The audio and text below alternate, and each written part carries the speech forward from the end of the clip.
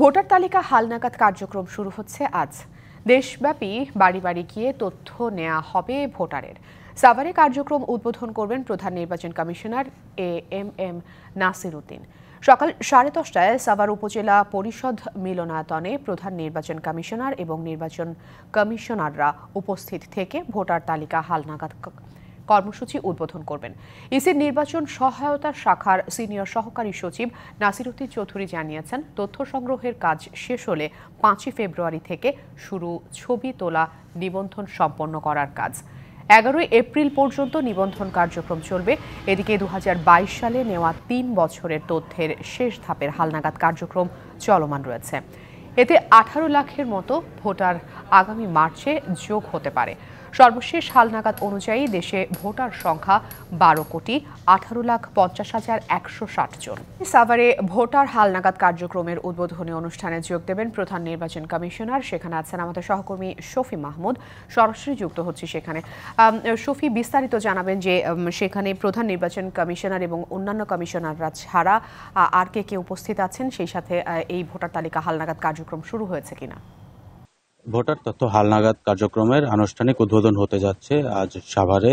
এখানে প্রধান নির্বাচন কমিশনার সহ আরও 4 জন নির্বাচন কমিশনার উপস্থিত থেকে আজকের এই কর্মসূচি উদ্বোধন করার কথা রয়েছে। সাভার উপজেলা পরিষদের মিলনায়তনে আজকে একটি অনুষ্ঠানের মধ্য দিয়ে এই উদ্বোধন কার্যক্রমের উদ্বোধন করা হবে এবং এই অনুষ্ঠানে উপস্থিত থাকার কথা রয়েছে ঢাকা জেলার পুলিশ সুপার, এছাড়া ঢাকা রেঞ্জ ডিআইজি, ঢাকা বিভাগীয় কমিশনার, প্রধান নির্বাচন কমিশনার এবং সহ আরো 4 জন নির্বাচন কমিশনার এখানে আজকে উপস্থিত থাকবেন এবং তারা একটি সংক্ষিপ্ত আলোচনা সভা শেষে আজকে বেলুন উড়িয়ে এই উদ্বোধন কার্যক্রম শুরু করবেন। ভোটার তথ্য হালনাগাদ সহ এবারের যে কার্যক্রম রয়েছে সেটিতে যারা মৃত ব্যক্তি রয়েছেন তাদেরও তথ্য সংগ্রহ করা হবে বলে ইতিমধ্যে আমরা জানতে পেরেছি। এবারে স্লোগান রাখা হয়েছে, সঠিক তথ্যে ভোটার হব, নির্বাচনে ভোট দিব। এছাড়া আরো বেশ কিছু তথ্য আপনাদেরকে জানাতে চাই যে সাভার উপজেলায় এই ঢাকা 19 আসনের অন্তর্গত 5টি ইউনিয়ন রয়েছে। এই ইউনিয়নগুলো জুড়ে কিন্তু বেশিরভাগই এটি একটি শ্রমিক অধ্যুষিত এলাকা।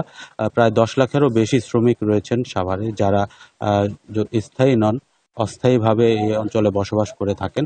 তো ভোটার তালিকা হালনাগাদ কার্যক্রম চলমান যে প্রক্রিয়া রয়েছে তার মাধ্যমে বাড়ি বাড়ি গিয়ে তথ্য সংগ্রহের মাধ্যমে সবাইকে এই হালনাগাদ কার্যক্রমের আওতায় আনা হবে বলে আমরা ইতিমধ্যে জানতে পেরেছি।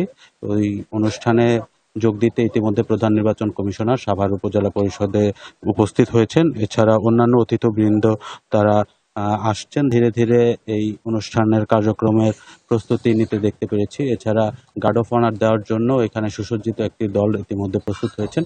সব ধরনের আনুষ্ঠানিকতাই ইতিমধ্যে সম্পন্ন করেছে সাভার উপজেলা পরিষদ। এখানে মিলনায়তনে সংক্ষিপ্ত আলোচনা শেষে আজকে উদ্বোধন কার্যক্রম ঘোষণা করা হবে। এই ছিল এখনকার মতো সর্বশেষ তথ্য। শফি, আপনাকে ধন্যবাদ।